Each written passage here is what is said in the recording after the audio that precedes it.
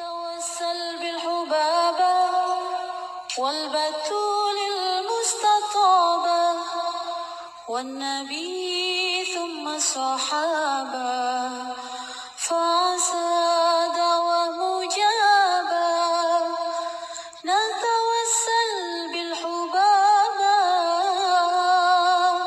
والبتول المستطابة والنبي ثم الصحابة فعسى دعوة مجابة. السلام عليكم ورحمة الله وبركاته. Alhamdulillah wassalatu wassalamu ala rasulillah Muhammad ibn Abdillah wa ala alihi wa sahbihi wa man wala. Subhanaka la ilma lana illa ma 'allamtana innaka antal alimul hakim. Rabbi shrah li sadri wa yassir li amri wahlul 'uqdatan min lisani yafqahu qawli, amma ba'du. Alhamdulillah,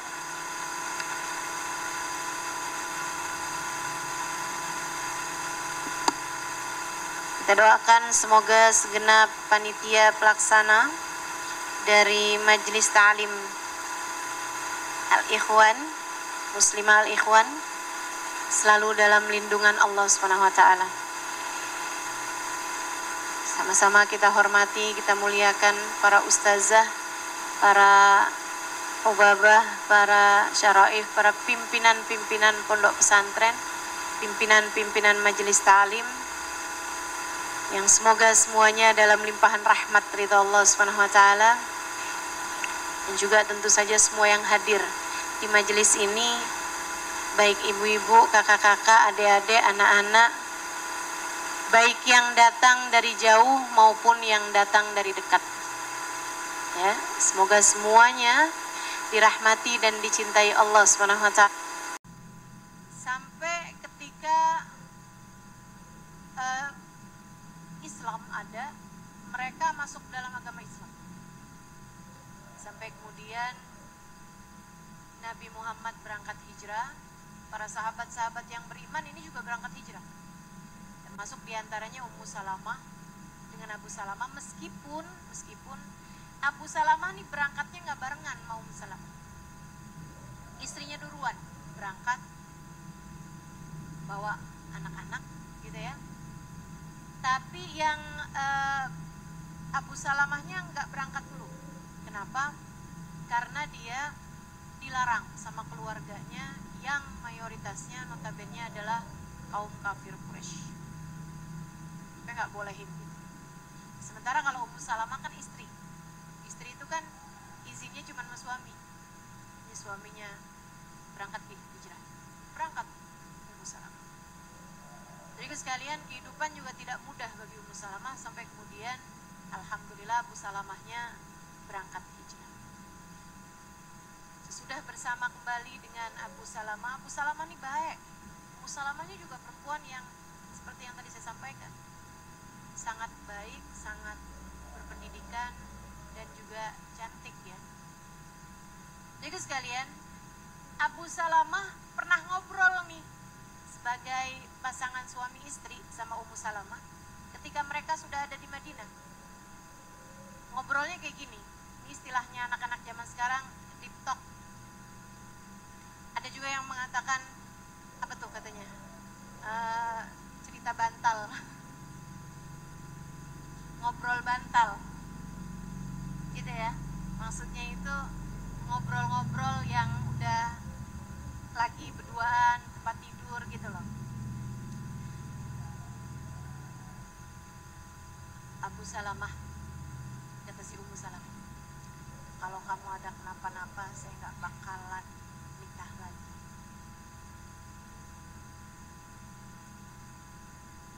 Saya gak mungkin bisa ketemu seseorang yang lebih baik daripada kamu. Katanya Abu Salamahnya, gak boleh gitu Ummu Salamah. Kalau saya sampai ada kenapa-napa,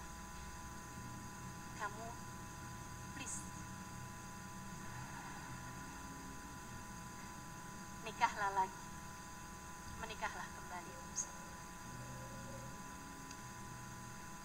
Itu teman-teman saya sekalian. Itu disampaikan oleh Ummu Salamah, kayak dia nggak mau nikah lagi tuh karena dia tuh sangat cinta kepada suaminya, dan satu waktu dia dengar bahwa orang itu kalau suami istri, ini memang ilmu ini ya, suami istri kalau suaminya meninggal duluan, istrinya nggak nikah lagi, itu nanti di akhirat bakalan ketemu. Mereka menjadi sepasang suami istri kembali. Tapi kalau istrinya nikah lagi, gitu, kalau istrinya nikah lagi, nah itu dia hanya akan ketemu sama suami terakhirnya dia. Tuh. Para janda jadi pada mikir.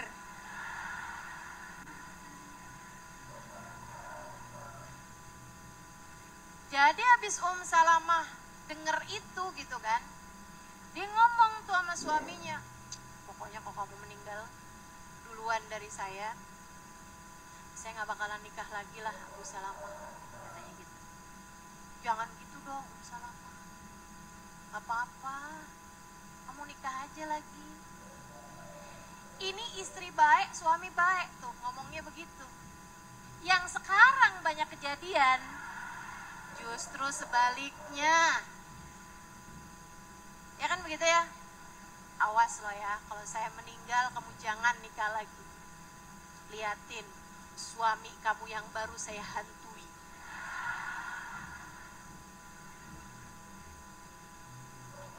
Saya akan hadir di acara pernikahan kalian. Insyaallah. Si istrinya minta nikah lagi, suaminya malah nggak bolehin, kan begitu. Nah ini suami istri yang memang Masya Allah ya. Jadi sekalian, mungkin memang itu firasat dari Abu Salamah atau apa. Walhasil Abu Salamah pergi perang Uhud, meninggal dunia perang. Perang Uhud, meninggal dunia tahun ke-5 kalau saya nggak salah. 3 ya perang Uhud. Jadi sekalian saya muliakan, terjadi perang Uhud, Abu Salamah termasuk di antara yang meninggal dunia di medan perang tersebut. Sebelum kemeninggalan Abu Salamah, Nabi itu ada ngajarin satu doa buat orang yang kena musibah. Ini ya, catat baik-baik. Bukan berarti kamu doain suami kamu langsung cepat mati ya. Enggak gitu. Tapi ini bukan hanya suami meninggal, tapi juga untuk semua jenis musibah yang kita hadapi. Kehilangan uang, kehilangan keluarga kita gitu. Ada doanya. Dan Nabi Muhammad, siapa yang baca doa ini Allah akan gantikan kehilangannya dengan yang lebih baik. Allahumma ajurni fi musibati wa akhlufni khairan min. Itu doanya. Bang Ustazah, saya tahu mukamu itu loh. Allahumma ajurni fi musibati wa akhlufni khairan min. Wa abdilni khairan. Boleh wa akhlufni, boleh wa abdilni. Ada riwayat 2 aja. Artinya Allahumma ajurni fi musibati. Itu bacanya mesti benar, bukan ajirni ya, tapi ajurni. Artinya ya Allah, berikanlah pahala padaku fi musibati, dalam musibahku ini. Alifnya panjang. Ajurni fi musibati. Ya Allah, berikanlah aku pahala, berikan aku ajar pada musibahku ini. Wa abdilni atau wakhlufni, dan gantikanlah untukku khairan minhu, yang lebih baik darinya. Nah, kalau yang meninggal perempuan, wa abdilni atau wakhlufni khairan minha, gitu ya. Kalau kehilangannya yang muannas. Saudaraku sekalian yang saya muliakan, Ummu Salamah, udah? Doanya tadi udah selesai ditulis? Saya ngerti nih terakhir nih omongannya kayak gini nih, Ustazah tulisin apa di IG. Udah susah-susah saya dikte, ujungnya minta ditulisin juga. Dasar manja. Saudara sekalian yang saya muliakan, Sayyidah Salamah karena dengar Nabi Muhammad ngajarin itu, beliau pun membacanya ketika kemeninggalan Abu Salamah. Allahumma ajurni fi musibati wa qini khairan. Allahumma ajurni fi musibati. Terus aja. Beliau kemudian ajarin perempuan-perempuan yang lain. Dia bilang, saya nih dikajarin nih sama Nabi kayak begini. Ma'adun anna minal ummah man kana khairan min Abi Salamah. Saya rasa di umat ini gak ada laki-laki yang lebih baik untukku daripada Abu Salamah. Lebih baik buat yang lain banyak, tapi buat saya, menurut saya nih di antara umat nih gak ada yang lebih baik buat saya daripada Abu Salamah. Nih ya, dari sini kita bisa tahu bahwa mencintai seseorang tuh boleh dalam Islam, asal halal, ya kan? Mencintai suamimu boleh dalam Islam, silakan. Ummu Salamah cinta luar biasa kepada Abu Salamah, sampai dibilangnya gitu, saya kira di umat ini gak ada nih yang lebih baik daripada Abu Salamah. Itu apa kalau bukan cinta? Silahkan cintai suamimu, jangan cinta suami orang.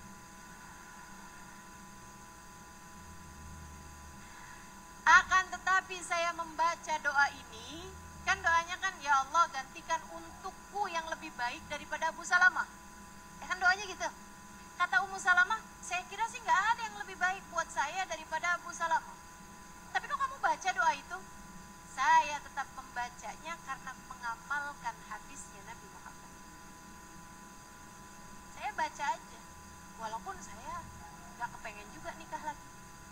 Karena saya pikir gak ada yang lebih baik buat saya daripada Abu Salamah. Dan kepengen juga barengan di akhirat begitu sama Abu Salamah. Tapi karena diajarin Nabi, kita ini kalau diajarin apa-apa sama Nabi, malana illa an naqul sami'na. Pelajaran pertama dari Ummu Salamah nih, teman-teman saudaraku sekalian yang saya muliakan, kamu kalau doa, kamu kalau ibadah gitu kan, tidak usah melaksanakan yang kamu mau, akan tetapi laksanakanlah yang Allah mau. Allah maunya kita baca doa itu, kita baca. Walaupun menurut kita doa tersebut gak perlu gitu buat kita baca, disuruhin doa ya doa aja. Begitu teman-teman sekalian, disuruh doa, doa aja. Walaupun menurut kita mungkin yang lebih baik adalah hal yang lainnya gitu. Kan gitu ya? Misalnya kalau kita sakit, doanya disuruh minta sehat kok. Ya udah minta sehat. Walaupun misalnya menurut kamu ini sakit ini lebih baik buat saya, jadi saya gak usah minta sembuh lah. Jangan. Tapi aja minta sembuh gitu. Dan jangan ada di antara kita yang minta dikasih sakit. Ya Allah, kok saya lama ya gak dikasih sakit. Boleh deh ya Allah. Terakhir sakit kayaknya COVID kemarin dah. Udah lama nih ya Allah. Yang agak berat dikit lah ya Allah, biar naik level saya. Jangan. Al-mu'min la yas'al illal afiyah. Orang mukmin gak minta kecuali kesehatan. Kayak misalnya gini loh teman-teman, dilarang mendoakan buruk pada siapapun. Itu perintah. Dilarang mendoakan buruk kepada siapa. Bahkan yang udah jahatin kita kayak apapun, kita gak boleh doain buruk buat orang lain. Amalin. Jangan kemudian ada, maaf ya, pelakor misalnya gitu di rumah tangga kita, terus kita doain buruk, ya Allah celakain ya Allah, tabrakin ya Allah. Jangan ya. Tapi ustazah, kita sakit hati ustazah, gimana caranya ustazah? Jangan pokoknya, jangan. Jadi sekalian yang saya muliakan, nah doa tuh mesti ikut apa yang disuruh sama Nabi gitu. Jangan sampai Ada tuh ceritanya perempuan di doa malam-malam tahajud. Ya Allah, angkatlah beban berat suami saya ya Allah. Saya kesian sama dia, kayak pikiran mulu gitu, pikiran terus, angkatlah beban beratnya ya Allah. Besoknya dia mati. Karena doanya diijabah sama Allah. Ternyata beban paling berat suaminya adalah dia.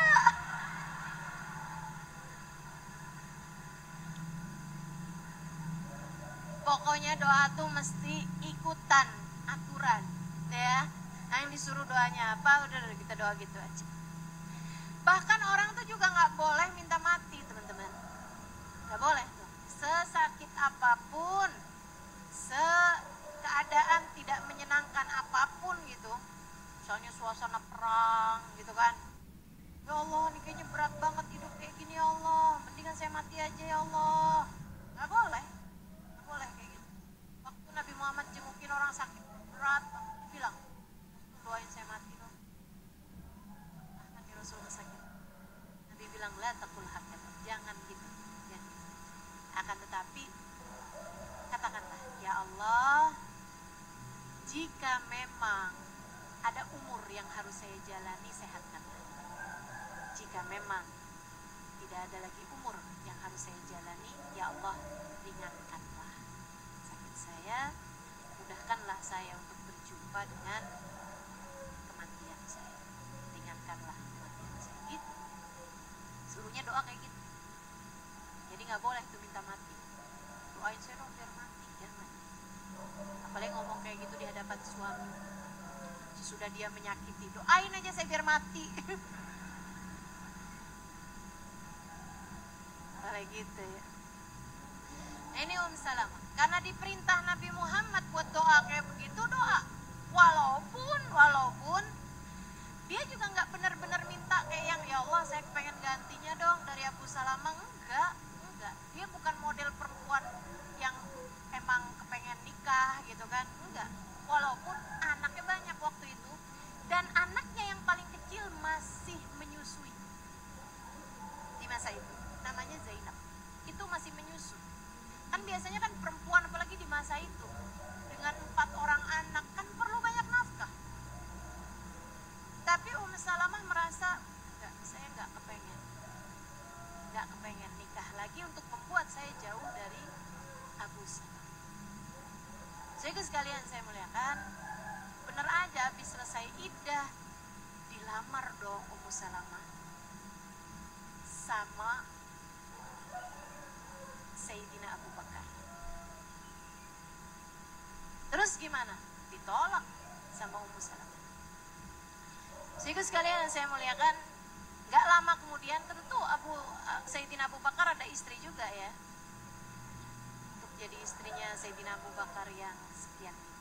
Kan boleh 4 kan. Habis gitu udah lama nih dari lamaran Sayyidina Abu Bakar yang ditolak oleh Ummu Salamah. Dilamar juga dia sama yang lebih mudaan, Sayyidina Umar bin Khattab. Keren gak tuh? Luar biasa Ummu Salamah. Luar biasa bener gak sih? Sama orang nomor 1 dari umat, terus habis itu sama orang nomor 2 dari umat. Wih, kan kalau kita bicara tentang umat nomor 1 Sayyidina Abu Bakar dong. Habis itu Sayyidina Umar. Dilamar sama Sayyidina Umar. Abu Talha gak juga ngelihatnya yang boleh juga nih masih muda gitu kan. Terus juga Masya Allah orangnya Sayyidina Umar kan. Ditolak juga sama Ummu Salamah. Keren ya, nolak orang-orang. Jadi sekalian Ummu Salamah fokus saja sama keluarga, para janda. Panutanmu nih Salamah, jangan iddah belum selesai aja udah dandan setengah mati, cari-cari deket-deketin. Saya ustazah maunya yang suami orang aja dah. Astagfirullah. Kenapa gitu? Yang mapan ustazah, yang udah berpengalaman. Astagfirullah.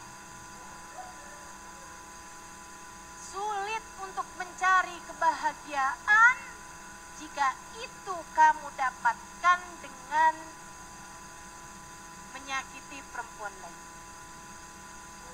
Sulit untuk mendapatkan kebahagiaan jika itu adalah di atas penderitaan orang lain.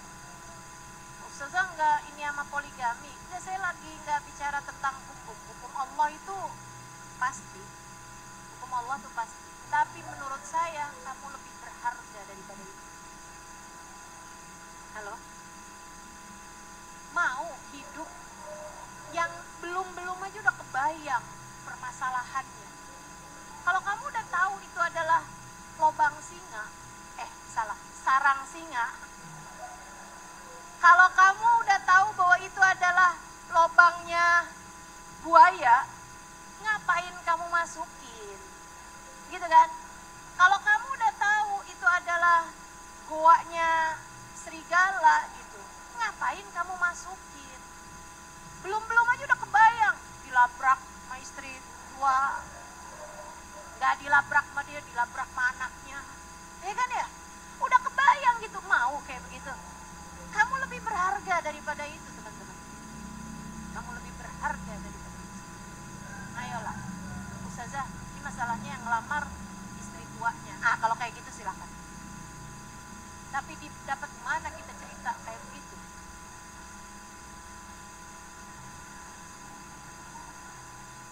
Betul apa enggak? Gitu. Dapat mana kita cerita kayak begitu? Sinetron kali ya? Emang ada sinetron kayak begitu? Teman-teman sih sekalian yang saya muliakan, itu kalau ada sinetron model begitu, saya yakin yang bikin sinetron itu laki-laki.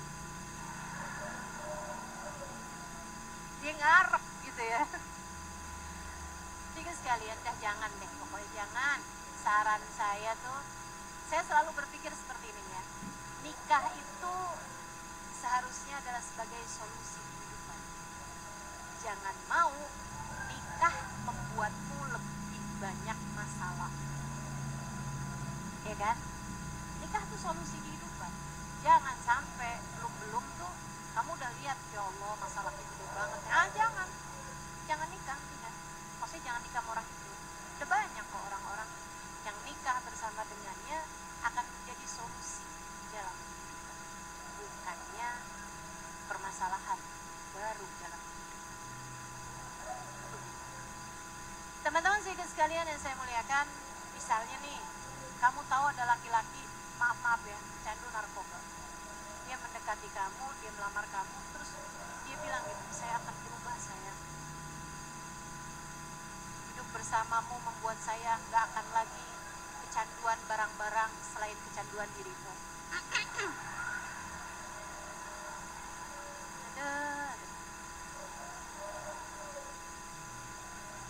Belum aja udah kebayang masalahnya, Dek. Belum aja udah kebayang masalahnya. Makanya saya sering sampaikan kepadamu, teman-teman saudariku sekalian, jangan mau menikah sama orang gak sholat. Allah aja dia tinggalin, apalagi kamu. Allah aja dia tinggalin loh. Kamu berani nikah sama orang gak sholat? Aduh, udah deh, jangan. Adik-adik saudariku sekalian, teman-teman semuanya, ini nih, kita jadikan Ummu Salamah sebagai panutan kita dalam kehidupan. Gak takut tuh Ummu Salamah. Waduh, kalau saya tolak lamaran Sayyidina Abu Bakar, gimana dong? Jangan-jangan saya gak akan pernah nikah lagi nih dengan siapapun. Saudariku sekalian, Sayyidah Ummu Salamah emang gak takut hal itu terjadi. Kenapa gitu? Beliau keyakinannya kepada Allah kuat. Dia gak khawatir, waduh nafkahnya anak-anak saya gimana? Nafkah saya sendiri gimana? Kenapa dia gak khawatir? Bukan karena dia punya harta warisan misalnya gitu, yang cukup untuk membiayai anak-anaknya, punya asuransi misalnya gitu, ya, atau punya tabungan gitu, enggak. Akan tetapi Sayyidah Ummu Salamah punya asuransi yang jauh lebih tinggi daripada semua jaminan-jaminan tersebut. Apa itu? Allah Subhanahu wa ta'ala yang sudah jelas-jelasan mengatakan, A'udzu billahi minasyaitonir rajim. Bismillahirrahmanirrahim. Ma min dabbatin fil ardi illa 'alallahi rizquha wa ya'lamu mustaqarraha wa mustaqarraha. Tidak ada sesuatu melata di atas muka bumi ini. Bahkan cecek, bahkan kecoa, semuanya ada rezekinya semuanya. Apalagi manusia. Tidak ada sesuatu yang hidup di atas muka bumi ini melainkan wajib bagi Allah, wajib bagi Allah untuk menyampaikan rezeki kepadanya. Jadi Salamah penuh iman dalam hatinya, gak takut terhadap apapun. Ini adik-adik, jangan menikah hanya untuk agar seseorang menafkahimu. Dari sejak kamu berada dalam rahim ibumu, Allah Subhanahu wa Ta'ala sudah menyampaikan rezekimu kepadamu. Betul nggak? Nggak usah khawatir terus abis bercerai misalnya gitu, atau abis suami meninggal gitu terus jadi khawatir. Waduh, siapa nih yang menafkahi saya? Allah, dari dulu juga Allah menafkahi kita sekalian. Itu sebabnya Salamah berani menolak Sayyidina Abu Bakar, berani pula menolak Sayyidina Umar bin Khattab, karena dia menikah bukan untuk urusan menafkahi dirinya atau urusan menafkahi anak-anaknya, akan tetapi kalaupun dia menikah urusannya lebih tinggi daripada hal yang seperti itu. Dia tolak lamaran Sayyidina Abu Bakar, tolak lamaran Sayyidina. Tentu bukan dengan ucapan-ucapan yang menyakiti hati, tentu bukan dengan ucapan-ucapan yang membuat orang lain tersinggung atau ucapan kasar, ucapan keras, itu enggak ya. Nolak Sayyidina Abu Bakar terus bilangnya gini ya, kamu pikir kamu mau jadiin saya istri yang keberapa? Sorry ya, bukan Salamah itu namanya. Tentu dengan bahasa yang sangat baik. Sampai kemudian datanglah lamaran dari baginda Nabi besar Muhammad. Gimana tuh? Diterima sama Salamah? Enggak, ditolak juga. Berani-beraninya menolak lamaran Nabi Muhammad, berani. Kenapa gitu? Kepada perempuan yang datang melamarkan Nabi Muhammad. Di Nabi tuh kalau ngelamar jangan kamu pikir kayak orang-orang tangga sebelah rumah kamu tuh, deketin kamu terus bilang kalau kita kawin gimana? Gak gitu, gak gitu. Nabi itu orang mulia, penuh harga diri teman-teman saya sekalian. Nabi mulia dan memuliakan orang lain. Di Nabi kalau ngelamar kayak gimana? Nabi utuskan seorang perempuan dari kaum kerabat beliau untuk datang melamar atau meminta kepada perempuan tersebut. Nyebut-nyebut lah gitu kan. Dan ini tentu saja sesudah selesai iddah ya, jauh sesudah selesai iddah. Tapi Zainab tuh masih menyusui waktu itu.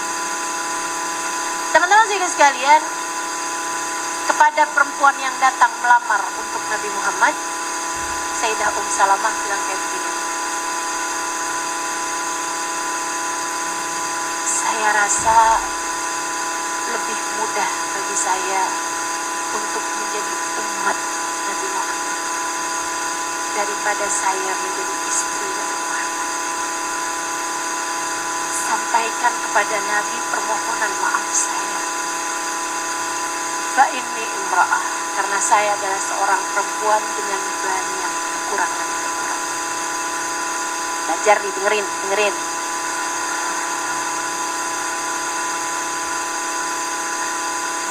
Apa-apa tuh ya, dipikirin maunya aja gitu. Salamah, perempuan sangat dewasa. Usia beliau saat itu 35 tahun. Beliau bilang, sampaikan kepada Nabi,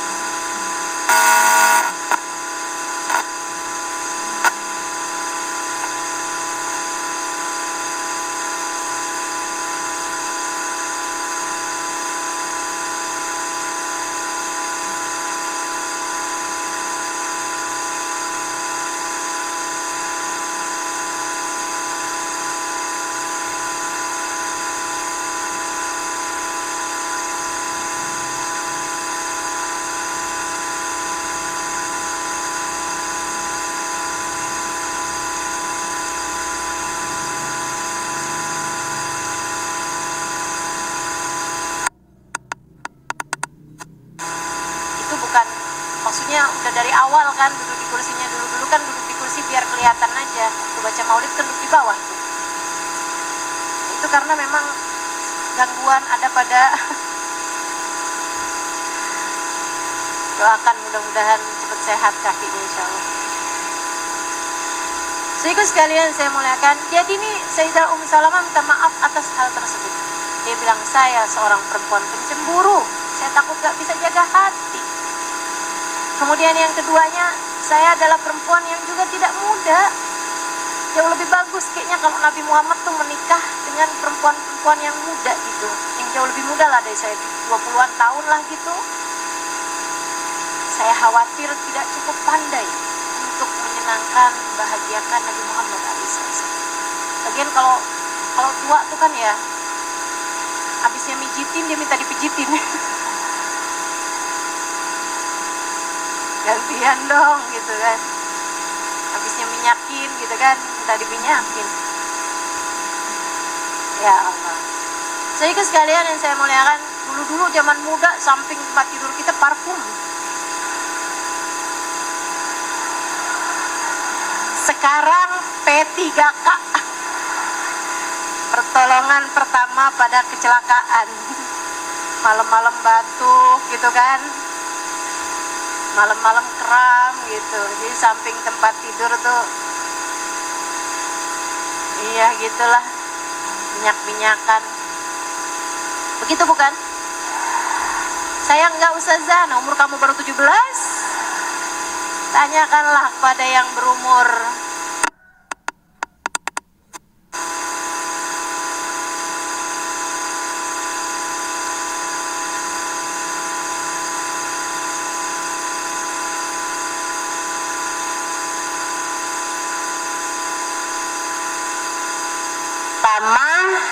Salamah laki ya. Umar, Salamah, Durrah perempuan nih, sama Zainab. Ada 4 anak. Yang paling bayi itu yang lagi disusuin namanya Zainab. Dia bilang, anak saya banyak Rasul, dicatat ntar keluar ujian. Tolong sampaikan hal ini kepada baginda Nabi. Saya tidak mau menyusahkan, menambah beban bagi baginda Nabi Muhammad SAW. Cara dia nolak kayak begitu tuh. Orang tuh mana ada yang sakit hati, betul gak? Jadi nolak Sayyidina Abu Bakar bahasanya juga indah, nolak Sayyidina Umar bahasanya juga indah. Ini loh teman-teman serius sekalian, nilai kita tuh ada di sini juga. Salah satunya kemampuanmu untuk menata hati, yang pertama nilai kita nih. Sama yang keduanya, kemampuanmu untuk menjaga lisan, bahasamu itu loh bagusin. Disitulah terdapat nilaimu. Secantik apapun, sepinter apapun, setinggi apapun pangkatnya di masyarakat, kalau ngomongan yang keluar ini isinya yang di toilet, kalau omongan yang keluar dari mulutnya isinya yang di kebun binatang, teman-teman saya sekalian, apakah kamu masih menganggapnya sebagai perempuan terhormat? Tidak, saya rasa. Enggak, saya rasa. Begitu dilihat mukanya sih cakep, begitu keluar kata-kata dari mulutnya, ya ampun, udah langsung jadi jelek. Pernah ketemu nggak orang kayak begitu? Pernah. Akan tapi meskipun dia seorang perempuan yang biasa-biasa aja, nggak seberapa cantik, nggak seberapa juga kayak misalnya gitu kan, nggak seberapa juga pinter misalnya gitu, tapi kata-katanya santun, ucapannya baik. Teman-teman saudaraku sekalian yang saya muliakan, naik nilainya di mata kawan-kawannya, naik nilainya di mata suaminya, naik nilainya di mata anak-anaknya gitu. Dia kalau sama anaknya gitu kan, lebek sayang, iya nak, ada apa nak, gitu. Dipelukin anaknya, sayang-sayangin anaknya. Anaknya jatuh cinta kepada ibu yang seperti ini. Ada soalnya ibu-ibu manggil anaknya nama binatang. Ada tuh. Di sini nggak ada, yakin saya. Karena sedih saya kalau ada di antaramu yang kayak begitu sama anak-anak. Nyet, sini nyet. Untung anaknya santun ya kan, nggak balik gitu. Kalau saya monyet berarti mama ibunya monyet dong mah. Ibunya monyet kan monyet juga ya mah. Untung anak itu tuh santun. Ya Allah, Bu, jangan deh begitu ya, kita sama saudara gitu, jangan gitu juga. Abisnya biasa banget tuh ustazah di masyarakat kita ini kan yang disebut bukan monyet ustazah, tapi binatang dengan najis mughalladah. Lebih lagi itu ya. Jangan teman-teman sekalian, jangan. Jaga lisan-lisan kita. 1400 tahun yang lalu loh, Sayyidah Salamah ngajarin kita untuk beradab, mampu menjaga lisan. Masa kita yang mengaku masyarakat modern, udah segala macam secanggih ini, tapi lisannya yang keluar isinya barang yang di toilet, itu pun juga harus langsung dipush. Kalau kamu biarin gitu aja kan bau. Lah kamu mau-maunya lisan kamu penuh dengan bau seperti itu? Karena yang keluar kata-kata yang kayak begituan? Enggak lah, jagain teman-teman, jagain. Pastikan lisanmu hanya berucap kalimat-kalimat yang baik. Perempuan itu bilang, lebek, akan saya sampaikan kepada baginda Nabi Muhammad alaihissalam. Sampaiin sama Nabi Muhammad. Jawaban Nabi seperti ini. Adapun dia adalah seorang perempuan yang tidak lagi muda, saya juga bukan seorang laki-laki yang muda. Jauh lebih ringan untuk menjalani masa tua bersama-sama. Cakep.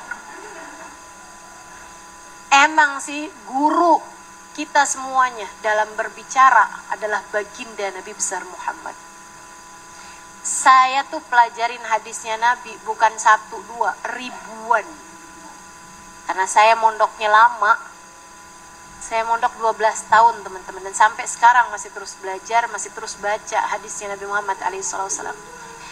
Ucapannya Nabi itu ribuan yang saya pelajari atau yang saya baca, yang saya dengar. Sehingga sekalian saya muliakan, semuanya indah, semuanya cakep, semuanya mutiara-mutiara yang bisa jadi pelajaran sampai di zaman sekarang ini. Masya Allah, Nabi kita Muhammad alaihissalam. Dulu waktu awal kali saya belajar hadis, saya pikir itu tuh kayak nukilan dari ucapannya Nabi gitu. Pas Nabi lagi ngajar, dicatat gitu. Ternyata enggak. Hadisnya Nabi ya ucapannya Nabi. Nabi Muhammad lagi ngobrol, jadi hadisnya Nabi. Nabi Muhammad lagi ngomong sama istrinya, jadi hadisnya Nabi Muhammad alaihissalam. Semua ucapan Nabi itu adalah hadithun Nabi sallallahu alaihi wasallam, adalah sunnatun Nabi sallallahu alaihi wasallam, jalan hidupnya Nabi Muhammad alaihissalam yang jadi panutan buat kita sekalian. Omongannya siapa orang yang semuanya dinotulenkan, dibukukan, dan semuanya adalah jadi panutan bagi orang lain, tuh omongannya siapa? Gak ada selain Nabi besar Muhammad.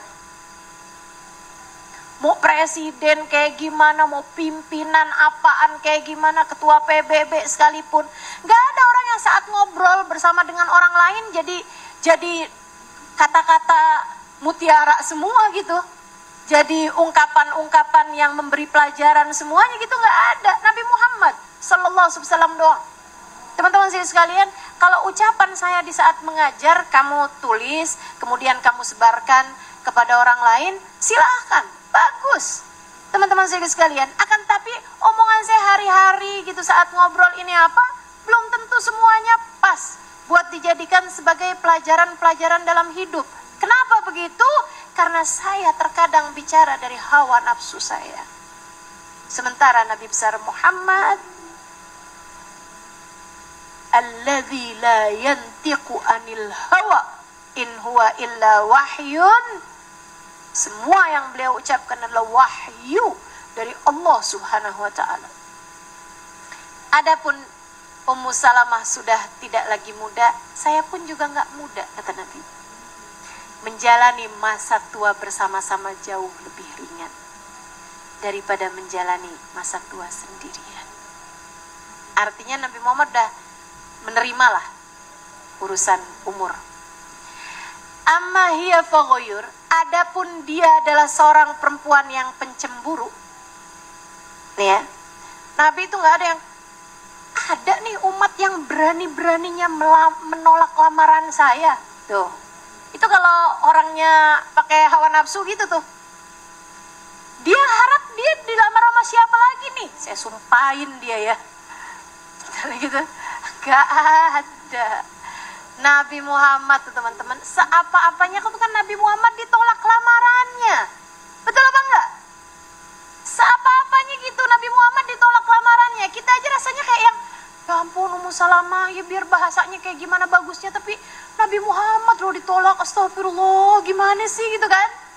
Nah, kalau kita hidup di zamannya waktu itu tuh, kayaknya kita bakalan jadi netizen. Julid kita kayaknya ya. Kayaknya kita nggak terima gitu, Nabi kita ditolak lamarannya gitu, astagfirullah, si Ummu Salamah gimana sih tuh? Tapi Nabi memang tidak berbicara dari hawa nafsu. Jadi Nabi Muhammad lihat nih apa nih sebab ditolaknya. Katanya Ummu Salamah gini loh Rasul. Yang pertama, dia itu seorang cemburu. Dia itu juga umurnya udah nggak muda lagi, terus dia juga punya anak gitu. Sama Nabi dijawabin tuh salah satu. Kalau dia nggak muda lagi, saya juga sama. Kemudian kalau dia pencemburu, ini poin nih. Saya pikirnya jawaban Nabi tuh bakalan gini loh. Kalau dia pencemburu, ya nggak apa-apa, saya juga seneng kok dicemburuin. Saya mikirnya bakal jawabannya tuh kayak gitu kan. Karena kan gini, kalau dia tua, saya juga tua, ya kan?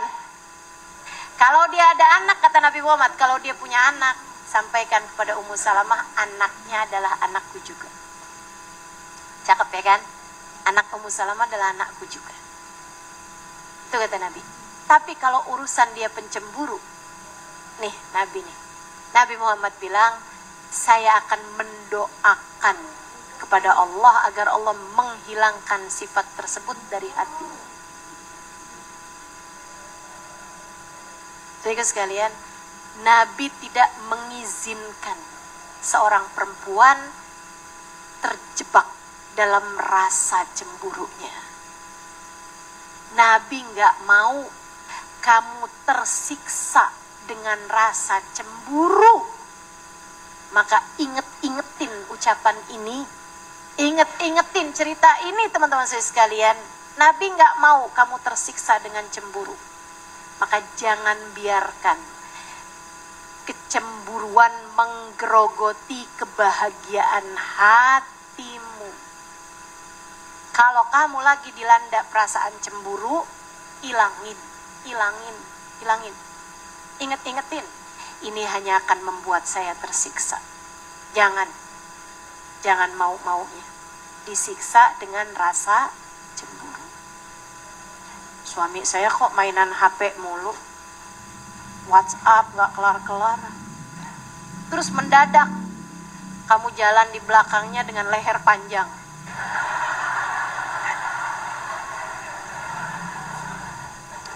Saya tahu kenapa kamu ketawa. Pernah soalnya. Betul begitu? Udah tuh panjang bener lehernya. Mendadak jadi onta. Mendadak jadi jerapah ya, lehernya panjang.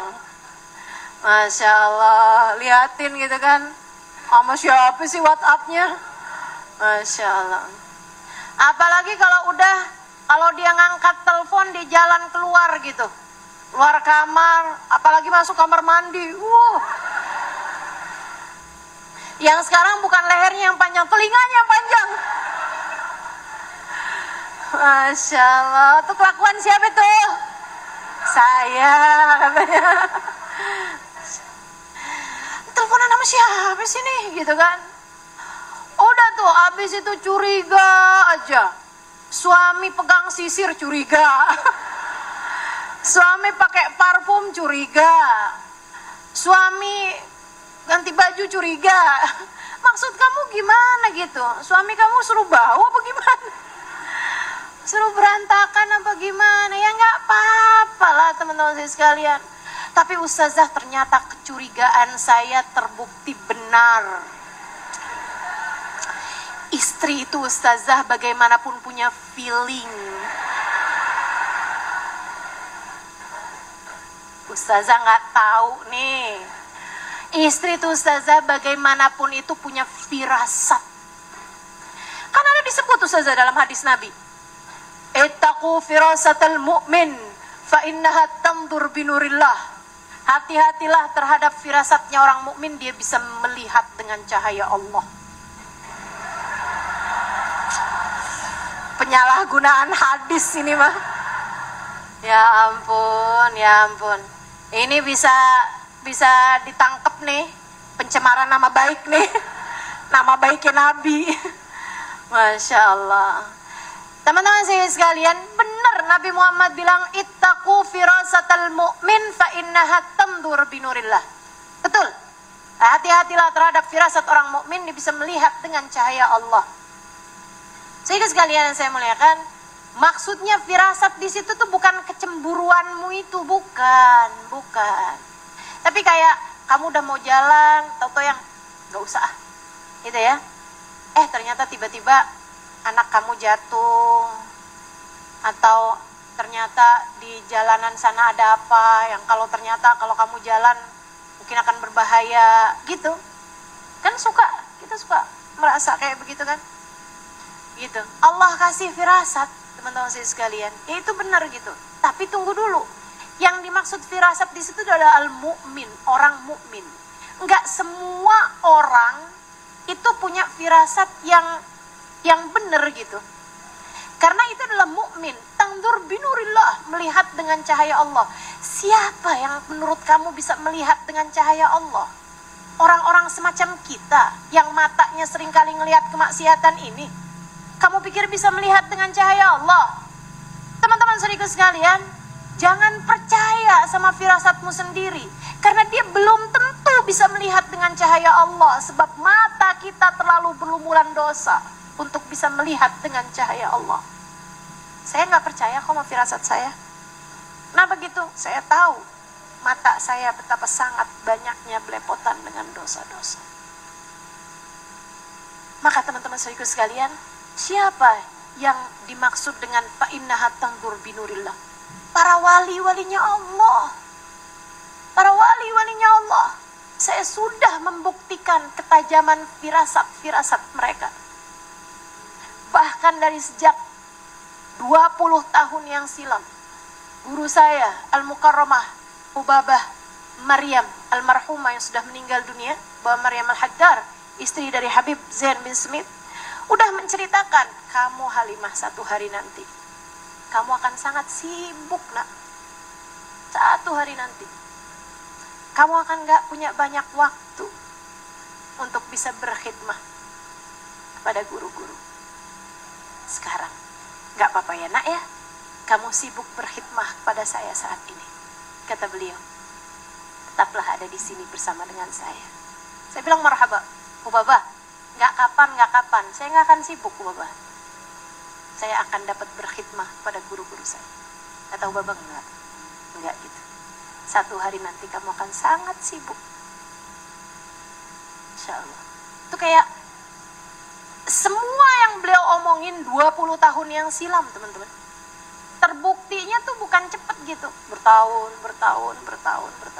Ada banyak hal yang beliau sampaikan dan saya melihatnya secara perlahan-lahan. Kenapa begitu? Fa innaha tandur binurillah. Bisa melihat dengan cahayanya Allah. Masya Allah. Sampai serem. Pernah saya sama beliau sedang duduk di satu majelis, ya. Beliau tiba-tiba gini, Halimah cahaya. Sini deh nak, gitu. Saya bilang marhaba Bapak. Cahalia binti, dia bilang. Beliau suka panggil saya tuh dengan panggilan binti. Saya bilang, lebih Hubabah. Kamu lihat perempuan di pojokan sana tuh? Saya juga nggak yang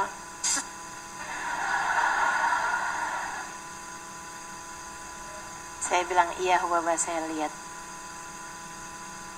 Dia kenapa ya Halimah? Kenapa Hubabah? Mukanya gelap banget. Saya liatin gitu kan, cantik. Lipstiknya on the spot. Cakep, putih teman-teman, putih, cantik. Dalam pandangan saya yang gak punya firasat ini, yang tidak bisa melihat dengan cahaya Allah ini, saya lihatnya cantik aja gitu. Saya cari tahu abisannya. Habis saya bubar, ini saya ceritakan kan juga gak ada yang kenal. Jangan kemudian, jangan-jangan saya yang dimaksud tuh Hubabah. Enggak ada, kamu gak kenal. Kamu gak kenal dan kamu belum hadir kan waktu Hubabah Maryam biasa datang ke negeri kita. Dari Madinah beliau ya. Habisnya saya tahu, saya cari tahu ini aja sih tipis-tipis gitu. Kepada orang yang kenal dan memang dekat sama saya gitu. Saya pengen belajar. Kenapa sih kok bisa orang dilihat sama Hubabah gelap gitu kan? Kan saya takut juga ya. Jangan-jangan ntar Hubabah lihat saya juga gelap, ya Allah. Gimana tuh? Makanya saya kalau mau ketemu orang-orang begituan saya wudu dulu. Saya usap tuh muka banyak-banyak. Ya Allah, ya Allah. Masya Allah. Teman-teman sekalian, akhirnya saya tahulah. Ternyata dia ikutan satu ajaran yang mencaci maki sahabat. Yang melaknat-laknat sahabat gitu. Saya bilang, ya Allah. Itu orang-orang seperti beliau tuh bisa lihat. Saya sampai pernah dengar Sayyidil Habib Umar bin Hafid mengatakan, dia bilang ada banyak di antara kami ini. Saya di antara para wali, di antara guru-guru, ulama-ulama, yang bahkan bisa melihat mukanya orang apakah manusia atau seperti binatang. Itu udah bisa kelihatan, teman-teman. Masya Allah, Masya Allah. Untung saya nggak dikasih begituan. Saya nggak dikasih begituan, gitu ya. Saya sih berharapnya agar muka saya kelihatan baik-baik aja di depan orang-orang mulia gitu. Serem saya. Saya tentu nggak dikasih hal-hal yang kayak begitu. Orang saya masih yang dilihat kok sama mereka, bukan yang melihat dengan cahaya Allah. Jadi sekalian, Ustazah perlu nggak sih kita minta hal-hal kayak begituan? Jangan. Saya sih teman-teman, andai, ini kan cuma andai doang kan. Andai sampai ke derajat gitu, andai. Ini mah andai doang kan boleh. Andai nih, sampai derajat bisa gitu ngelihat aslinya orang kayak gimana gitu. Saya minta sama Allah, jangan dikasih lihat aib-aibnya orang. Takut nggak bisa jaga, udah kelihatan cakep-cakep aja hati kadang nggak bisa suudzon, nggak bisa husnuzon. Kita udah ngelihat cakep-cakep aja, hati belum tentu bisa selalu husnuzon, betul nggak? Saat pulang majelis sendal hilang, langsung suudzon, ya kan begitu ya? Emang pernah Ustazah? Pernah. Masya Allah. Saudara sekalian yang saya muliakan, jadi ini kan nggak pinter gitu. Saya merasa tidak pandai untuk husnuzon. Makanya jangan ngarep minta dikasih sama Allah tuh penglihatan, firasat gitu kan. Ustazah, berarti itu kalau istri bisa kayak ngerasa nih kayaknya suami saya nih sedang ada main perempuan nih, misal gitu ya. Itu bukan firasat, Ustazah, bukan. Itu apa? Itu WhatsApp yang dikirim oleh setan ke dalam pikiran kamu. Itu adalah voice note yang dikirimkan oleh setan ke dalam pikiran kamu, ke dalam hati kamu. Kok kadang suka bener Ustazah? Ya emang setan tuh kadang-kadang bener kepada kejadiannya, bener. akan tetapi tujuannya selalu salah. Tujuannya setan mau ngapain? Mau, nih saya kasih tahu, tujuan setan menghilangkan kebahagiaan yang sedang kamu rasakan. Sehingga kamu menjadikan kayaknya tuh kebahagiaan kamu itu bergantung sama orang lain. Nih, saya kasih tahu. Selagi kebahagiaan kamu itu masih bergantung sama seseorang, sama orang lain, itu ya, mau itu pandangan orang lain atau bahkan suami kamu, anak kamu, orang tua kamu, kamu masih tidak akan mungkin meraih kebahagiaan yang sesungguhnya. Kamu lagi senang-senang pulang majelis, melihat suami kayak begitu, setan tuh bisikin, tuh liatin, kamu sedang berusaha jadi istri yang solehah, dia berusaha untuk mengkhianati pernikahan yang sedang berlangsung selama ini. Ini namanya kamu maju, dia mundur. Bahasanya siapa tuh? Setan. Tujuannya apa? Memisahkan kalian, teman-teman sekalian. Terus mestinya kayak gimana Ustazah? Kalau kamu setan bisikin tuh jangan percaya. Jadi kalau misalnya nih setan bilang kayaknya dia sedang deket sama perempuan yang lain, jawabin, bukan urusan gua.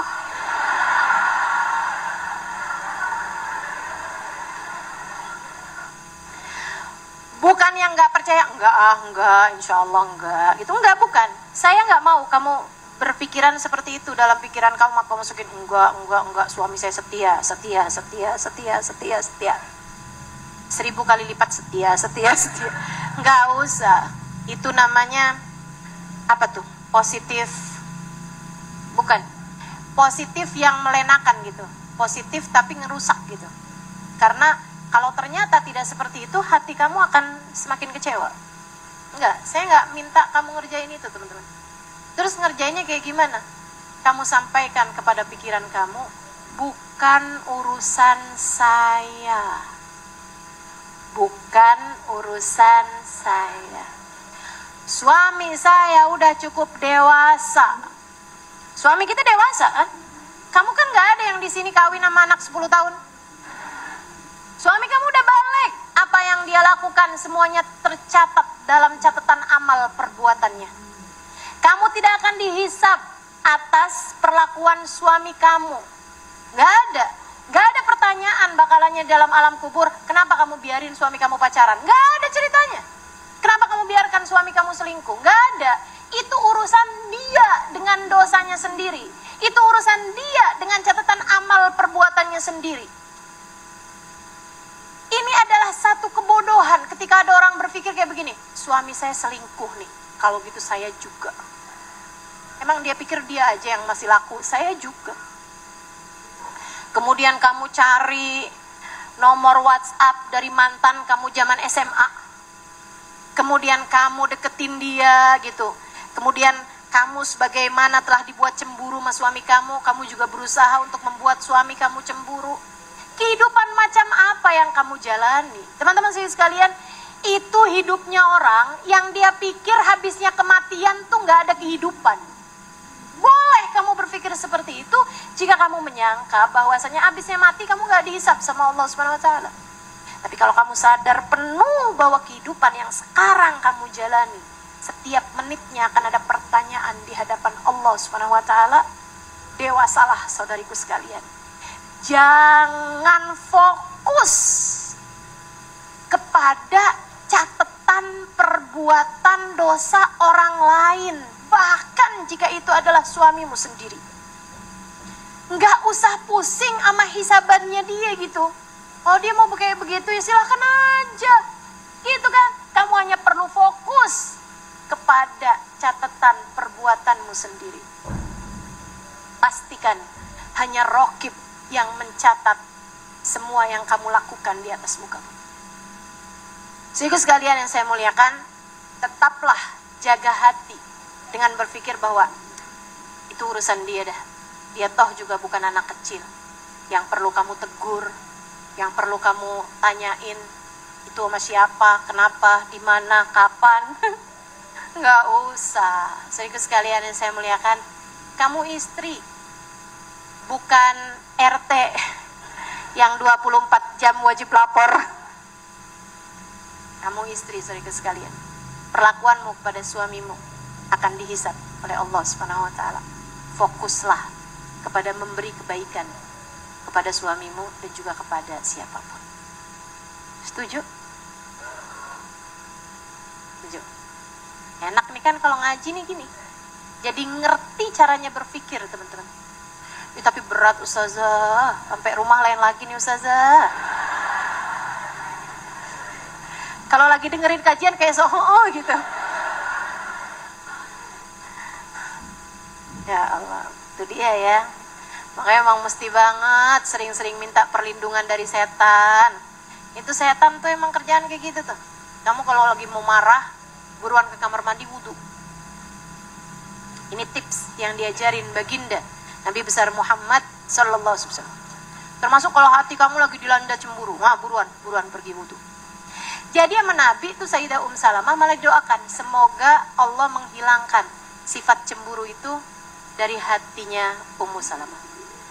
Abisnya dijawab kayak begitu sama Salamah merasa nggak punya lagi alasan untuk menolak baginda Nabi besar Muhammad sallallahu alaihi wasallam. Maka sami'na wa ata'na, beliau pun kemudian menikah dengan Nabi besar Muhammad sallallahu alaihi wasallam, tentu dengan pesta yang ala kadar, yang sangat sederhana, ijab kabul gitu kan. Terus kemudian menikahlah. Saudara sekalian yang saya muliakan, dan Salamah ini salah satu yang dari yang dicemburui oleh Sayyidah Aisyah alaiha ridwanallah, di pihak atau di sisi yang Salamahnya emang doa Nabi itu udah paling. Di saat Salamahnya cerita bahwa abisnya didoain sama Nabi Muhammad, saya jadi istrinya Nabi yang paling enggak punya cemburu. Itu Salamah. Sampai Salamah tuh sampai kayaknya tuh yang hari yang Nabi Muhammad sedang bersama dengan istri yang lain lebih beliau sukai daripada hari yang Nabi Muhammad bersama dengan dirinya. Keren banget ya. Allah, ini nih emang bener-bener nih. Gimana kalau kita minta hati kayak Salamah nih? Ya Allah. Bukan buat di madu gitu, bukan. Bukan. Tapi rasa hati yang kayak begituan itu loh, ya Allah. Tuh kan cakep banget gitu ya. Jadi kayak Salamah tuh kalau misalnya hari ini Nabi Muhammad sedang di rumah Sayyidah Aisyah, gitu misalnya ya, lagi gilir di rumah Sayyidah Aisyah. Alhamdulillah, Nabi pasti lebih senang, Nabi pasti lebih bahagia daripada Nabi ketika bersama dengan saya. Gitu, hatinya tuh kayak yang syukur banget gitu. Kayak Nabi sedang bersama dengan Sayyidah Aisyah nih, gitu. Keren banget tuh sih. Itu loh keren menurut saya.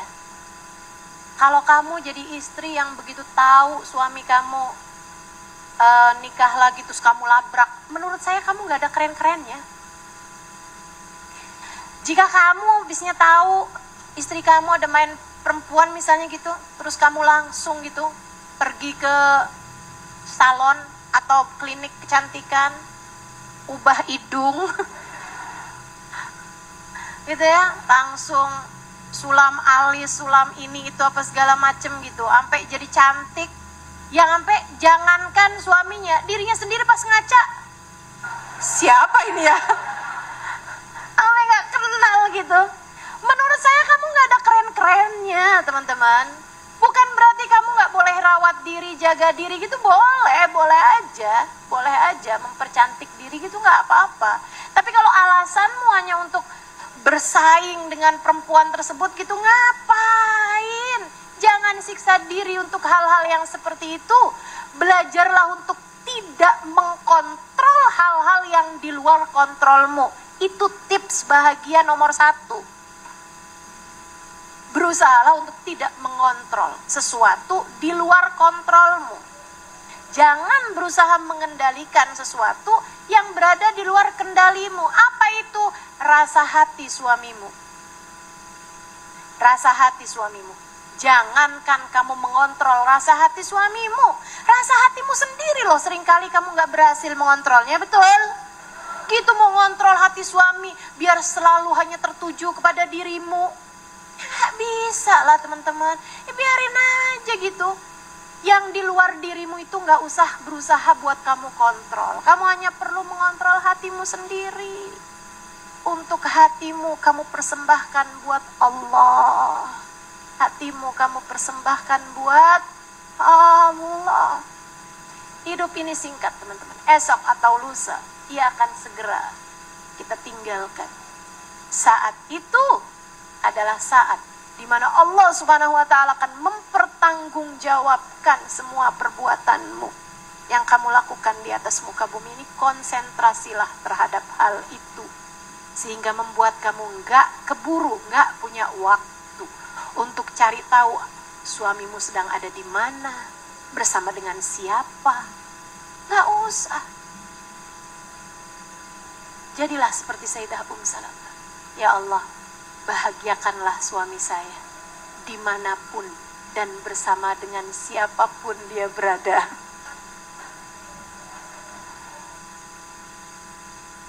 Ya Allah, Ustazah, ilmunya tingkat tinggi amat ya. Alhamdulillah diajarin, ya kan? Kalau nggak diajarin kan kita nggak ngerti caranya hidup bahagia, akhirnya salah-salah hidup kita. Kesian gitu. Ada lagi nih yang ketika tahu suaminya bermain dengan perempuan lain atau jatuh cinta sama perempuan yang lain, dia gini nih. Lihat kan, kayak apa sih ceweknya? Pas dia lihat ceweknya lebih cakep, ya itu tadi, dia setengah mati, mengupgrade diri katanya. Kalau ada yang perlu di-upgrade, bukan wajahmu saudara sekalian, tapi hatimu. Pas dia lihat jelek ceweknya, pasti nih yakin saya, suami saya kena guna-guna. Kira-kira dukun yang mana ya? Habis itu dia datengin dukun yang lain, sebab yang ada dalam pikirannya cinta ditolak. Kamu sedang menuju kepada tersiksanya hatimu semakin dalam. Jangan, teman-teman saudara sekalian, jangan. Demi kebahagiaan hidupmu, dunia hingga akhirat. Dunia hingga akhirat. Kamu jangan menggantungkan kebahagiaanmu dengan seseorang. Kamu adalah seorang muslimah, hamba Allah. Allah cinta kepadamu. Allah memandangmu dengan pandangan kasih sayang. Cukup itu sebagai jalan kebahagiaanmu. Memastikan diri pantas dipandang oleh Allah dengan pandangan penuh kasih sayang. Di jalan itulah kamu seharusnya berada. Kamu umat seorang nabi yang bahkan dari sejak hidupnya 1400 tahun yang silam sudah mendoakanmu dalam setiap sholat malamnya. Kamu disayang sama Allah, kamu disayang sama Rasulullah. Cukup cinta dan kasih sayang itu sebagai jalan kebahagiaanmu. Kalau kamu disayang sama suamimu, alhamdulillah. Tapi jangan jadikan itu sebagai syarat kebahagiaanmu, teman-teman sekalian. Jangan. Apalagi jika kamu mensyaratkan saya harus menjadi yang nomor satu, bahkan satu-satunya dalam hati suami saya. Susah kalau kayak gitu bahagianya. Kamu rentan kecewa jika menggantungkan bahagiamu pada posisimu di hati seseorang. Camkan itu. Camkan itu. Ya. Saudara sekalian yang saya muliakan, Sayyidah Salamah.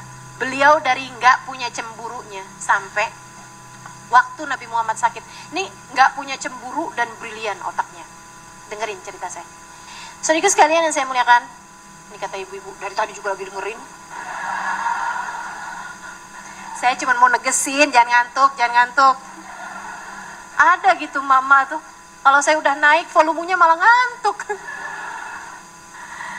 Insyaallah. Saudara sekalian, ini Sayyidah Salamah nih, dari nggak punya cemburunya ya.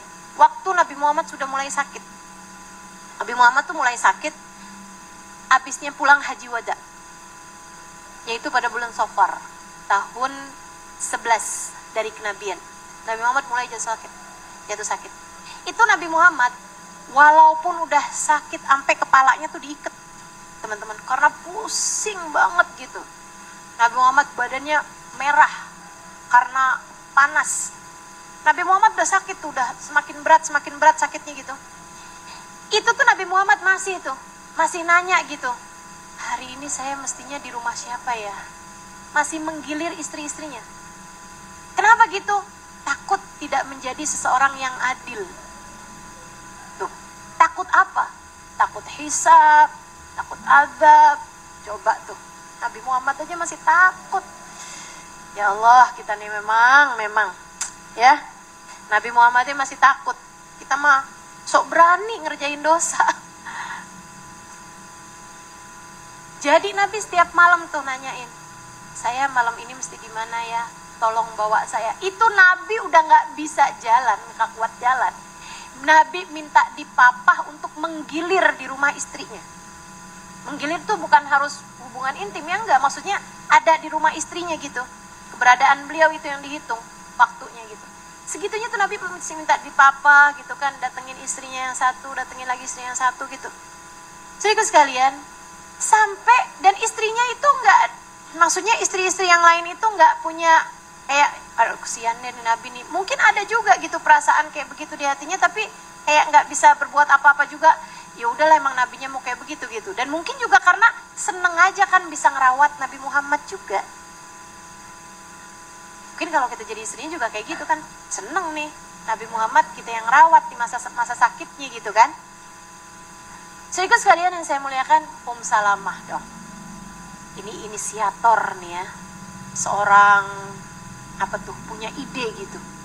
Beliau kumpulin istri-istri Nabi Muhammad selain Sayyidah Aisyah.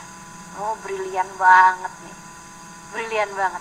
Kenapa Sayyidah Aisyah enggak disuruh kumpul juga waktu itu? Karena beliau mau menangkan Sayyidah Aisyah, mau menjadikan Sayyidah Aisyahnya yang menang. Jadi yang mau dimenangkan nih jangan hadir, takutnya nanti orang-orang yang lain yang hadir ikut ke bawah egois gitu, karena kan orangnya hadir. Jadi malah Sayyidah Aisyah nggak diundang meeting para istri Nabi Muhammad alaihissalam selain Sayyidah Aisyah. Sedikit sekalian yang saya muliakan, jumlah mereka 8 orang tuh selain Sayyidah Aisyah. Jadi waktu Nabi Muhammad meninggal dunia tuh meninggalkan 9 istri ya, antis iniswatin wafatil Mustafa. Nabi ketika meninggalkan 9 orang istri. Nah itu Sayyidah Salamah kumpulin semua istri-istrinya Nabi. Jadi ini kekhususan buat baginda Nabi Muhammad alaihissalam. Hanya Nabi Muhammad. Sayyidina Abu Bakar enggak, Sayyidina Umar enggak, Sayyidina Ali enggak. Jadi kalau ada orang sekarang bilang Nabi punya istrinya 9, berarti saya juga boleh dong 9. Nah ini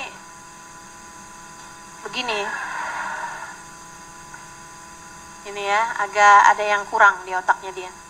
Jadi sekalian, jadi tuh sama Sayyidah Salamah kumpulin semuanya 8 orang termasuk dirinya.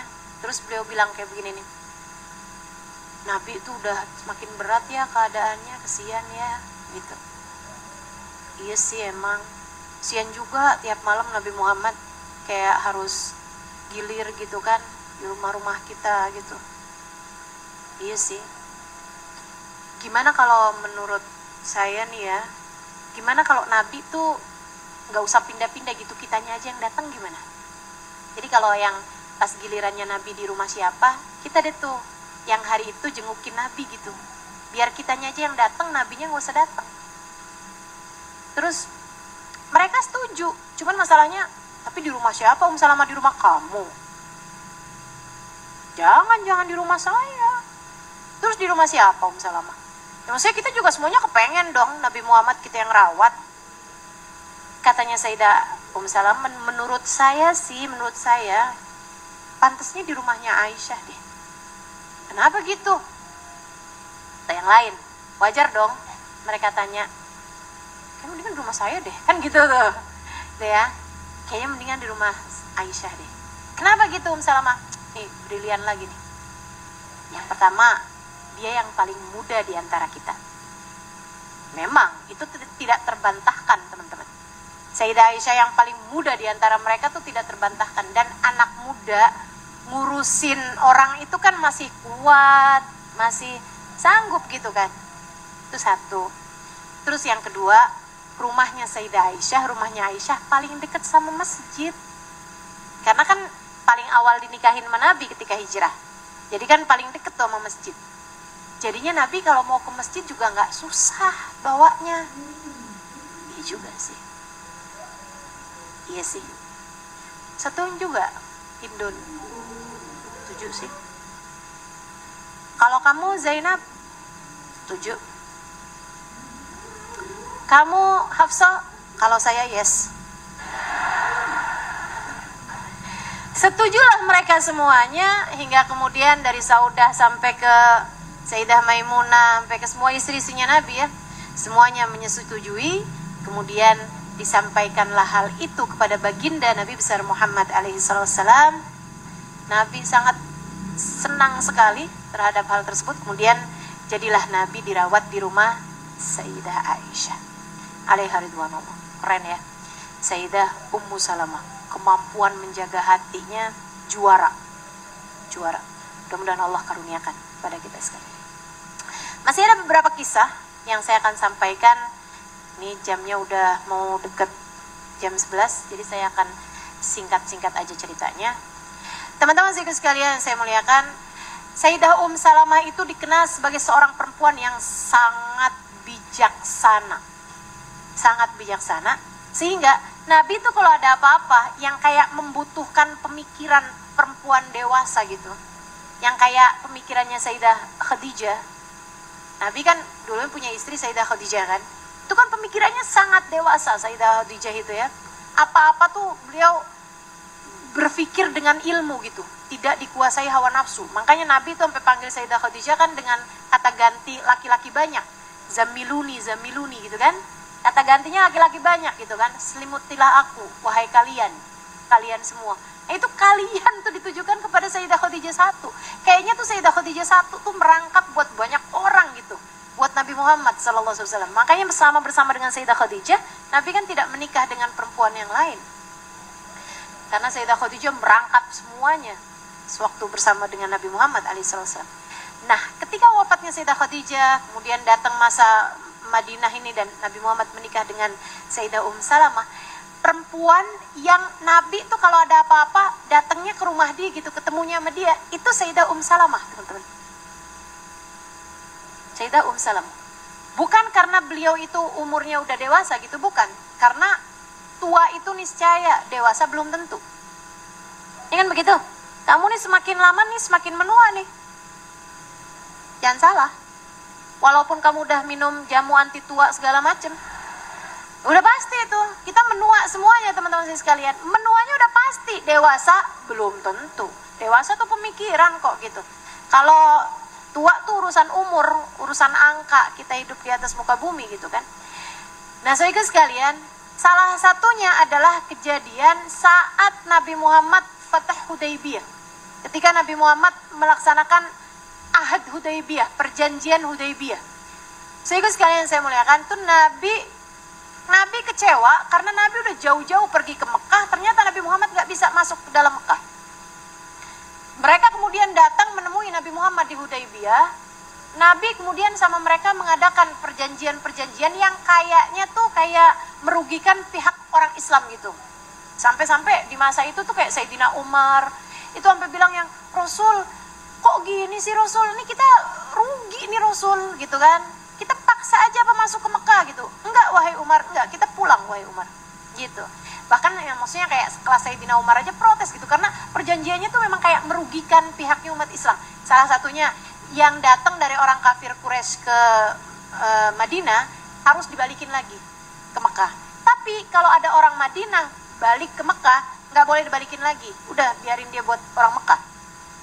Kan kayak gak enak kan, nggak adil gitu perjanjiannya. Terus nggak bisa datang ke sana sampai tahun depan gitu, tahun ke-7 gitu ya. Jadi nggak bisa datang ke sana sampai tahun depan, teman-teman. Maksudnya sampai waktu yang belum ditentukan gitu, pokoknya nggak bisa lah datang gitu kan. Tapi ada perjanjian kayak angkat senjata, nggak boleh saling berperang selama 1 tahun. Itu ada beberapa perjanjian itu yang ditulis seolah merugikan umat Islam. Nah habis itu karena mereka udah kadung ihram, jadi udah pakai baju ihram apa segala macem nih, mau ihram datang ke Mekah ketika dilarang itu gitu. Akhirnya Nabi Muhammad memerintahkan kepada mereka untuk tahallul dengan mencukur rambut dan memotong kambing. Jadi masing-masing potong kambing gitu ya, sama masing-masing cukur rambut gitu. Nabi perintahkan seperti itu, enggak ada yang ngerjain. Nabi kecewa gitu. Kayak Nabi tuh, kayak sahabat tuh masih bingung-bingung, ini beneran nih kita mesti pulang nih, ya ampun gitu, kayak kecewa juga merekanya gitu kan. Jadi mereka tuh bilang, Nabi Muhammad bilang, nanti pagi ini, bisa saya sholat subuh atau apa gitu, Nabi Muhammad bilang, pagi ini kita cukur rambut, kita tahallul, kita pulang lagi ke Madinah. Sahabat tuh kayak, gak ada yang ngerjain, gak ada satupun di antara mereka yang, ayo bismillah, kita potong kambing dan kita juga cukur rambut gitu kan, atau cukur rambut dulu gitu kan, habis itu kita potong kambing gitu. Itu teman-teman gak ada yang ngerjain, nggak, bahkan sahabat-sahabat besar-besar pun nggak ngerjain gitu. Nabi Muhammad kayak kecewa, kok umat saya gini amat ya, disuruh kok malah nggak nurut gitu. Itu yang pertama didatengin sama Nabi Muhammad adalah tendanya Sayyidah Ummu Salamah. Nih kerennya Sayyidah Ummu Salamah. Nabi Muhammad tuh masuk terus kayak ngomong hal yang, kenapa ya umat saya ya gitu. Kayak kelihatan banget Nabi Muhammad kecewa gitu. Kenapa mereka nggak mau segera cukur rambut gitu? Kenapa mereka nggak segera potong kambing gitu?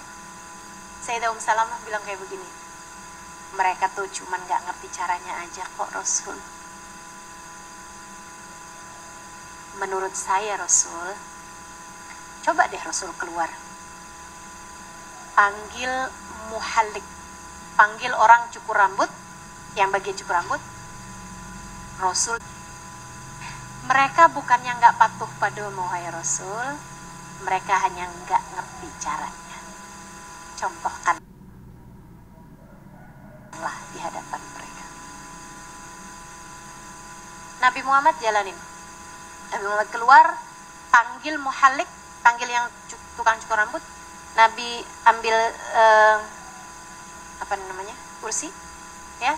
Kemudian Nabi Muhammad bilang sama muhalliknya itu, cukurlah rambut saya. Begitu Nabi Muhammad mau cukur, semua sahabat ribuan ngerumunin Nabi Muhammad alaihissalam.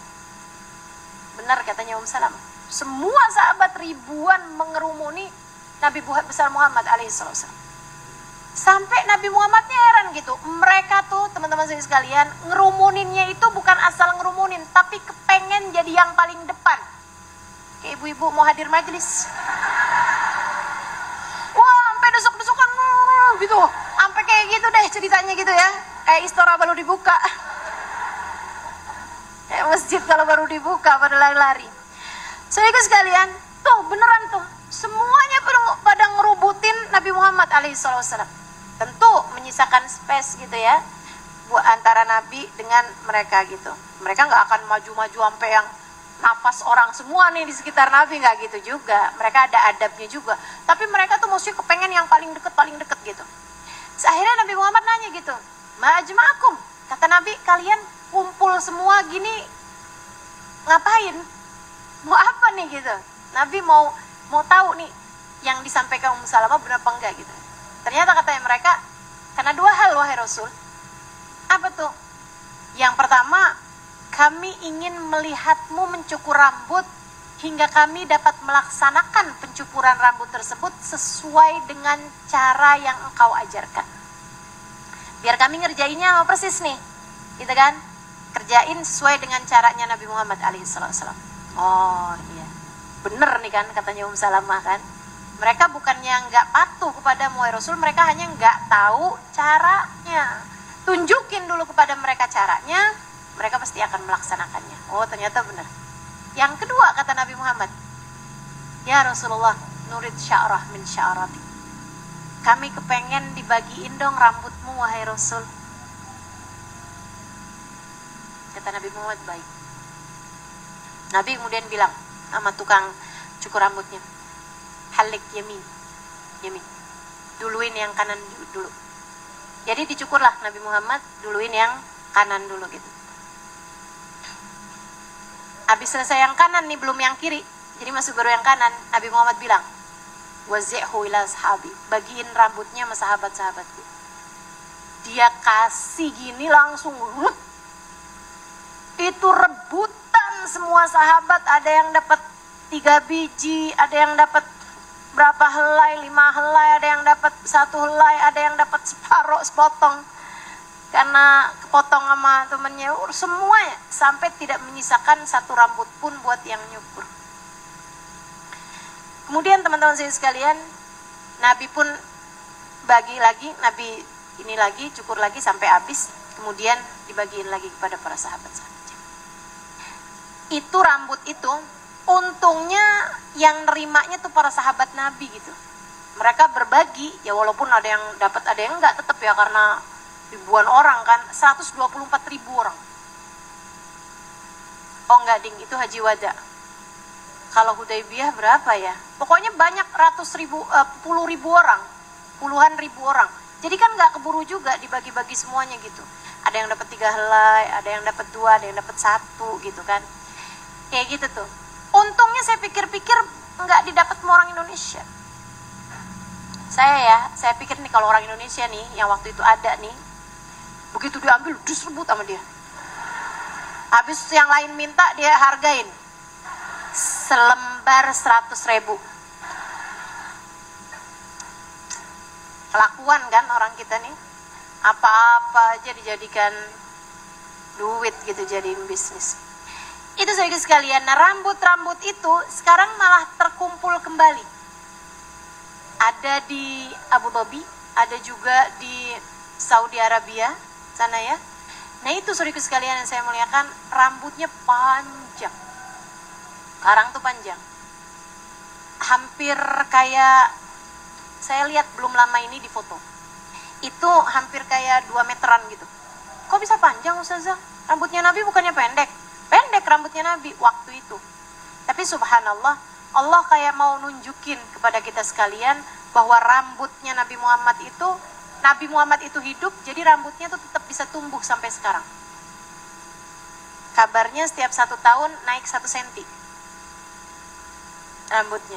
Wallahu a'lam. Tapi pokoknya setiap 1 tahun sekali tuh, kalau yang di Abu Dhabi sana itu di Uni Emirat Arab, itu setiap tanggal 17 Ramadan itu akan diarak rambutnya, kemudian akan dicuci, diwangiin, kemudian lagi diukur. Saudara sekalian, diukur panjangnya, dicatat.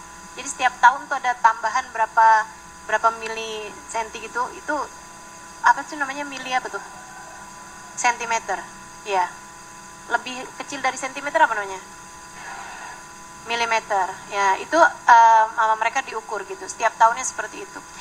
Tapi kalau yang rambut-rambut yang nggak bisa memanjang itu, saya pernah lihat di mana-mana itu ya, di Topkapi ada, kemudian di makamnya Sayyidina Abu Ayyub Al-Ansari juga ada, yang di Turki, dan di sini juga ada beberapa kan orang yang bawa rambutnya Nabi Muhammad.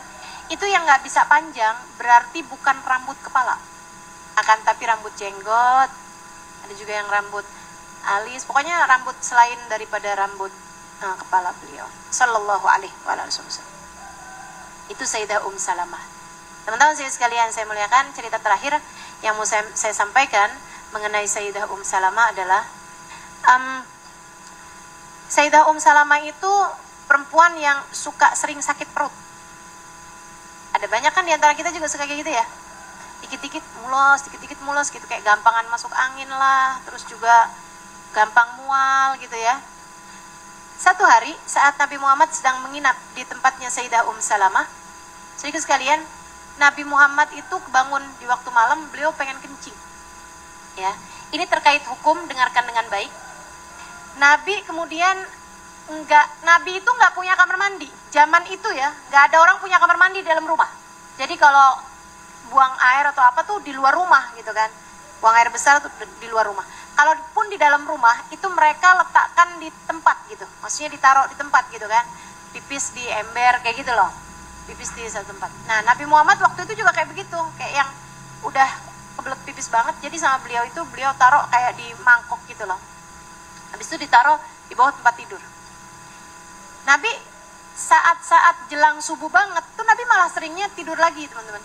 Jadi Nabi Muhammad tuh bangun malamnya panjang.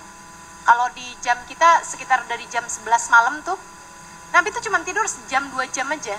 Jadi Nabi tidur misalnya gitu ya, dari jam 9 gitu, jam 11 bangun. Itu bangun malam terus tuh, panjang, sampai jelang subuh. Kayak setengah jam gitu sebelum subuh itu beliau tidur lagi, sebentar banget tidurnya, gitu ya. Kadang-kadang juga nggak tidur, tapi seringnya tidur. Nabi Muhammad hanya sekitar 1/4 jam, 20 menit gitu. Habis itu kemudian sesaat menjelang subuh, Nabi Muhammad bangun lagi. Nggak kayak kita. Tidurnya panjang, bangunnya dikit. Itu kalau bangun. Seringnya malah nggak bangun ya. Sehingga sekalian, nah di saat yang Nabi Muhammad lagi tidur lagi, itu Sayyidah Salamah bangun. Dia turun dari tempat tidur, dia ngerasain haus banget. Dia nyari air, ada kelihatan di bawah tempat tidur. Bismillahirrahmanirrahim, glak diminum sama Sayyidah Salamah. Ya nggak tahu ya rasanya kayak gimana, karena kan juga baru bangun tidur banget gitu. Udah selesai itu pagi-pagi Nabi Muhammad bilang, ya Salamah irmi bauli tahta sarir. Wahai Salamah, tolong dong buangkan kencing saya di bawah tempat tidur. Sayyidah Salamah bilang, ahwa bauluka ya Rasulullah, apakah itu adalah kencingmu wahai Rasul? Iya Salamah, saya tadi malam kencing saya taruh di situ gitu. Katanya Sayyidah Salamah, dan jangan kamu pikir rumah Nabi kok naruhnya di situ gitu kan, kayak nggak ada tempat lain lagi aja. Ya, emang nggak ada tempat lain. Itu Nabi Muhammad memang rumahnya sangat kecil sekali, teman-teman. Yang disebut rumah oleh Nabi tuh kebanyakannya lebih besar daripada kamar kita, lebih besar daripada kebanyakan kamar kita, karena nggak semua orang punya kamar agak cukup besar kan. Tapi maksudnya rumah Nabi itu sangat kecil sekali gitu. Yang disebut rumah oleh Nabi Muhammad tuh lebih layak disebut kamar sama kita gitu. Jadi memang sama Nabi Muhammad tuh ditaruh di bawah tempat tidur itu gitu. Akhirnya kata Salamah, duh gimana ya Rasul, semalam tuh saya kebangun terus haus gitu. Saya cari-cari air, nemunya yang di bawah tempat tidur itu ya Rasul. Lalak syaribti, jadi kamu minum nih Salamah airnya, kencingnya. Iya Rasul, saya nggak tahu gitu. Nabi Muhammad senyum, kemudian bilang, idzan la yuji'uka batnu, idzan la yuji'uka batnu. Kalau begitu, mulai saat ini perut kamu nggak akan pernah bikin sakit lagi, nggak pernah bikin kamu merasa sakit lagi dari perut. Salamah cerita, dari saat itu sampai saat ini, saat ketika beliau bercerita kepada para tabi'in gitu ya, saya tidak pernah lagi merasakan sakit perut. Jadi sekalian, ini saya sampaikan ya, penting nih. Ini khusus buat Nabi Muhammad.